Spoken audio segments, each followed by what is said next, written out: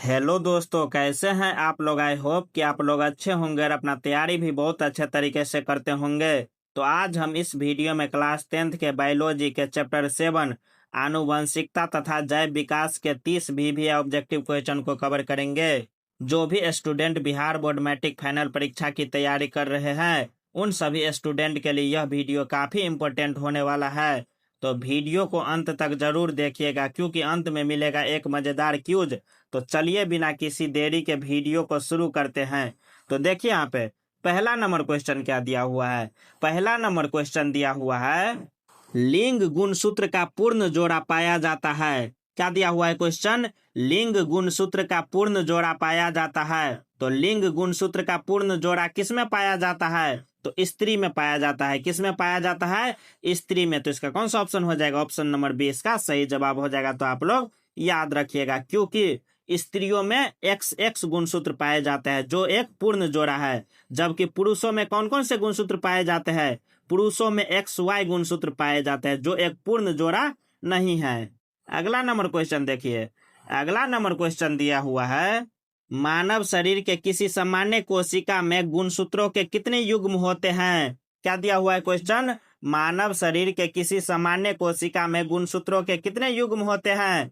तो कितने युग्म होते हैं, तो 23 जोड़ा गुणसूत्र पाए जाते हैं। कितने जोड़ा गुणसूत्र पाए जाते हैं, 23 जोड़ा। तो इसका कौन सा ऑप्शन हो जाएगा, ऑप्शन नंबर C इसका सही जवाब हो जाएगा। तो आप लोग याद रखिएगा।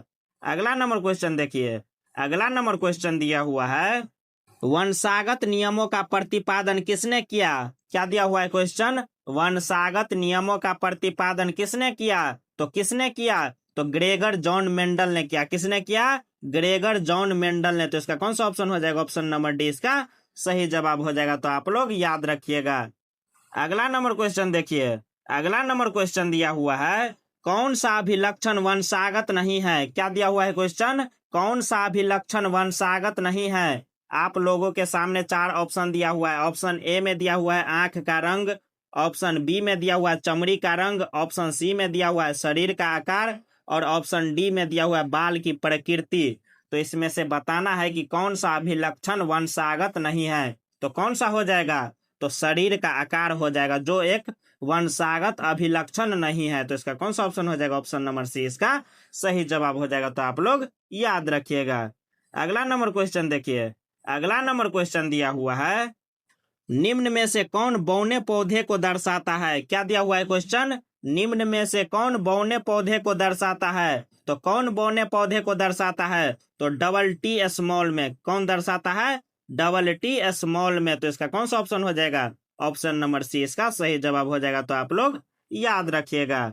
अगला नंबर क्वेश्चन देखिए, अगला नंबर क्वेश्चन दिया हुआ है, जीन शब्द किसने प्रस्तुत किया। क्या दिया हुआ है क्वेश्चन, जीन शब्द किसने प्रस्तुत किया।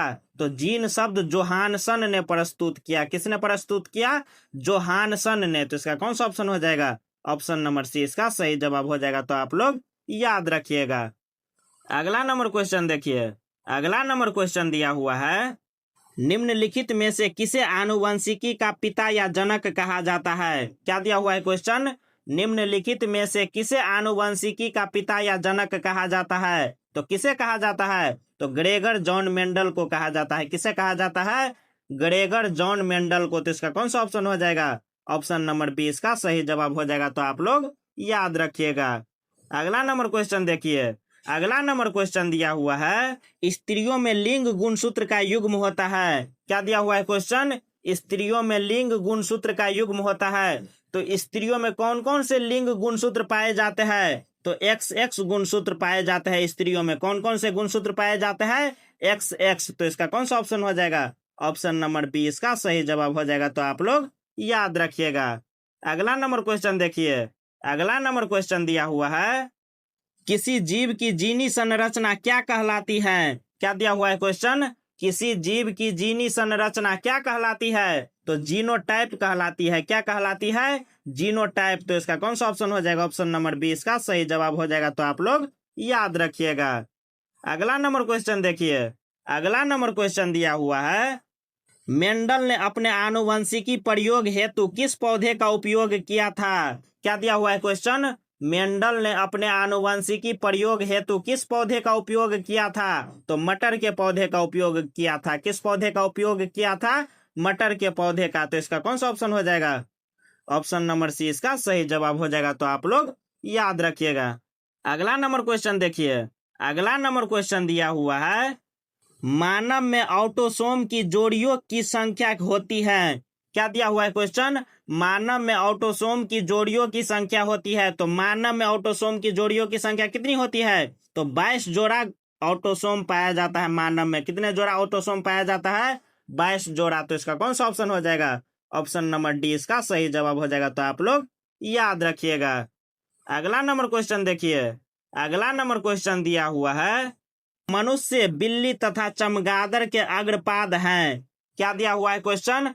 मनुष्य, बिल्ली तथा चमगादड़ के अग्रपाद किस अंग के उदाहरण है? तो समजात अंग के उदाहरण है। किस अंग के उदाहरण है? समजात अंग। तो इसका कौन सा ऑप्शन हो जाएगा? ऑप्शन नंबर ए इसका सही जवाब हो जाएगा। तो आप लोग याद रखिएगा।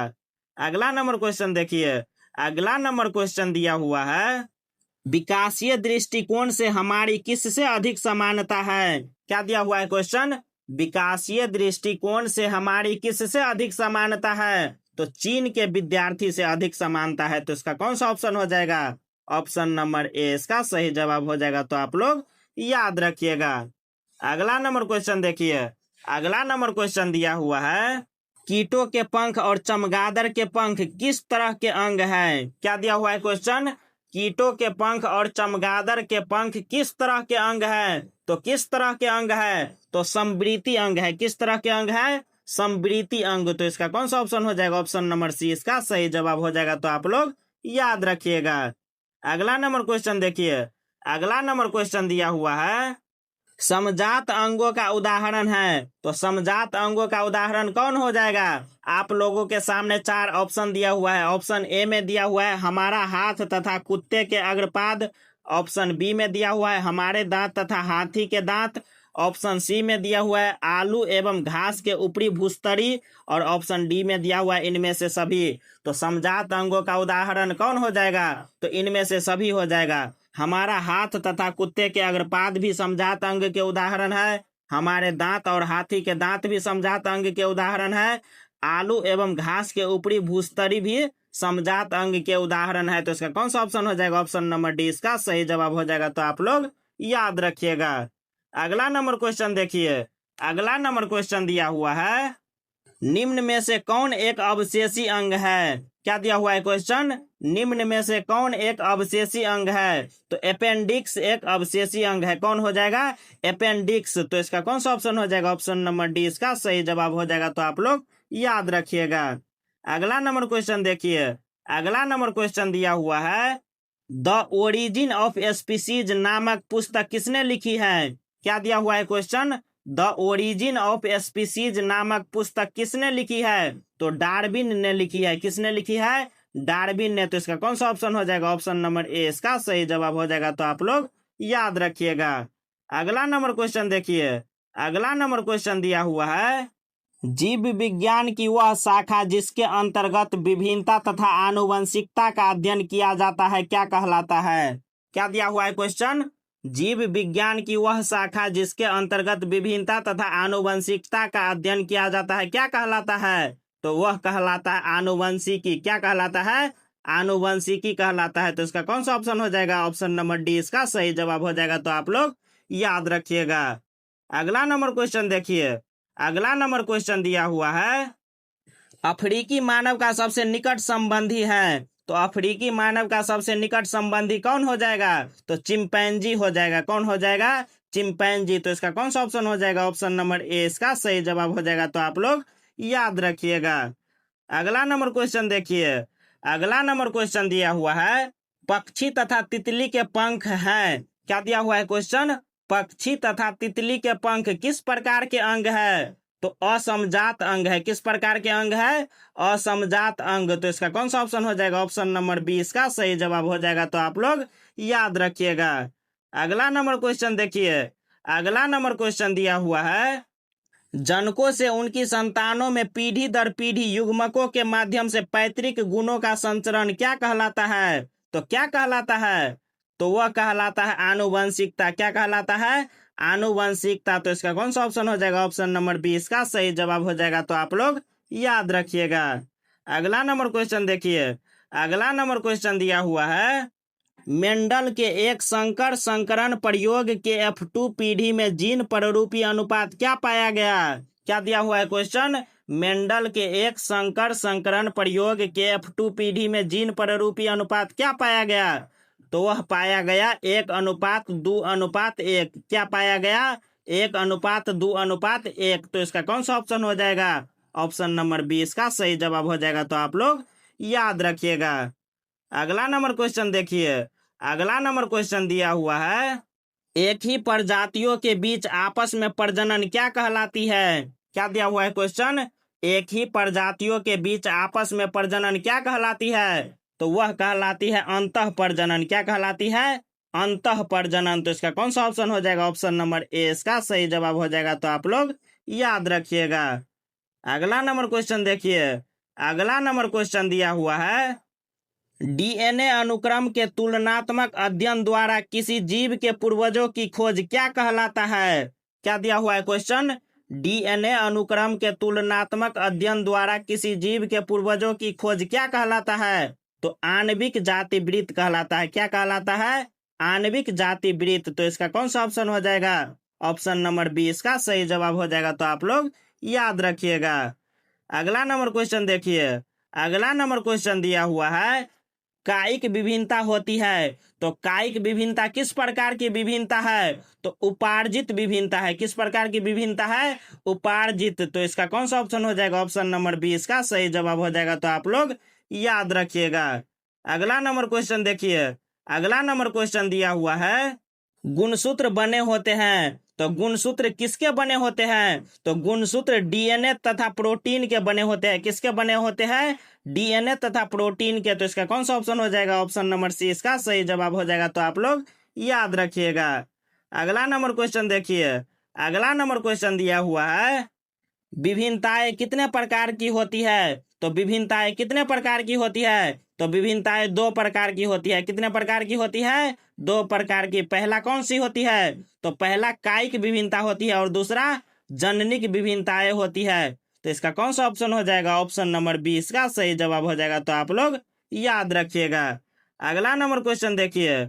अगला नंबर क्वेश्चन दिया हुआ है, मानव में लिंग निर्धारण किस गुणसूत्र के जोड़े पर निर्भर करता है?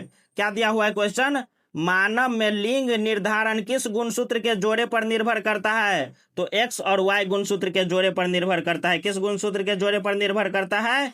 एक्स और वाई गुणसूत्र के जोड़े पर। तो इसका कौन सा ऑप्शन हो जाएगा? ऑप्शन नंबर डी इसका सही जवाब हो जाएगा। तो आप लोग याद रखिएगा। अगला नंबर क्वेश्चन देखिए। अगला नंबर क्वेश्चन दिया हुआ है, जीन कहाँ पाए जाते हैं? तो जीन कहाँ पाए जाते हैं? तो जीन क्रोमोसोम या गुणसूत्र में पाए जाते हैं। कहाँ पाए जाते हैं? क्रोमोसोम या गुणसूत्र में पाए जाते हैं। तो इसका कौन सा ऑप्शन हो जाएगा? ऑप्शन नंबर डी इसका सही जवाब हो जाएगा। तो आप लोग याद रखिएगा। अगला नंबर क्वेश्चन देखिए। अगला नंबर क्वेश्चन दिया हुआ है, मेंडल के प्रभाविता के नियम के अनुसार F1 पीढ़ी में कौन सा लक्षण दिखाई देता है? क्या दिया हुआ है क्वेश्चन? मेंडल के प्रभाविता के नियम के अनुसार F1 पीढ़ी में कौन सा लक्षण दिखाई देता है? तो प्रभावी लक्षण दिखाई देता है। कौन सा लक्षण दिखाई देता है? प्रभावी। तो इसका कौन सा ऑप्शन हो जाएगा? ऑप्शन नंबर ए इसका सही जवाब हो जाएगा। तो आप लोग याद रखिएगा। अब बढ़ते हैं आप लोग के आज के क्यूज क्वेश्चन की ओर। तो प्रश्न दिया हुआ है, यदि किसी मनुष्य के लिंग गुणसूत्र XX हो तो वह क्या है? क्या दिया हुआ है क्वेश्चन? यदि किसी मनुष्य के लिंग गुणसूत्र XX हो तो वह क्या है? आप लोगों के सामने 4 ऑप्शन दिया हुआ है। ऑप्शन ए में दिया हुआ है एक महिला, ऑप्शन बी में दिया हुआ है एक पुरुष, ऑप्शन सी में दिया हुआ है ट्रांसजेंडर और ऑप्शन डी में दिया हुआ है संकर। इसका सही आंसर आप लोग कमेंट में जरूर दीजिएगा। तो दोस्तों उम्मीद है कि ये 30 भी ऑब्जेक्टिव क्वेश्चन आप लोगों को अच्छे तरीक़ा से समझ में आ गए होंगे। अगर वीडियो अच्छा लगा हो तो चैनल को सब्सक्राइब जरूर कीजिएगा। साथ में बेल आइकन को दबाना ना भूलिएगा ताकि जो भी अप टू डेट हम डालें आप तक सबसे पहले पहुंचे। साथ में अपने दोस्तों के पास शेयर जरूर कीजिएगा। और अभी हम जितना ऑब्जेक्टिव पढ़ाए हैं आप लोग उसका PDF लेना चाहते हैं तो हमारे टेलीग्राम चैनल मैट्रिक हब पे आप लोग ज्वाइन हो सकते हैं। वहां से इसका PDF आप लोगों को आसानी से मिल जाएगा। तो मिलते हैं अगले वीडियो में, तब तक के लिए जय हिंद। बने रहिए ऐसे और मजेदार वीडियो के लिए हमारे साथ।